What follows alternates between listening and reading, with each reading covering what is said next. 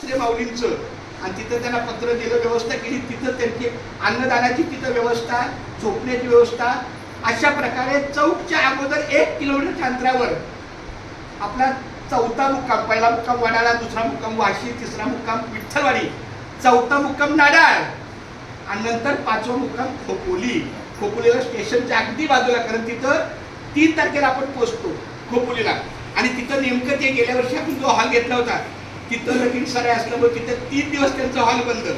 पण म्हणलं आता तुमच्या कार्यामुळे आपल्याला काही अडचण नको यायला, मग रेल्वे स्टेशनच्याच बाजूला आणि अतिशय जे होतं ते चांगल्यासाठी होतं. आपली जाहिराती छापली होती 2000 प्रती. आता म्हणलं पनवेला कुठे घेऊन जायचं, आमचे रवींद्र पाखरे महाराज यांच्याच घरी ठेवली.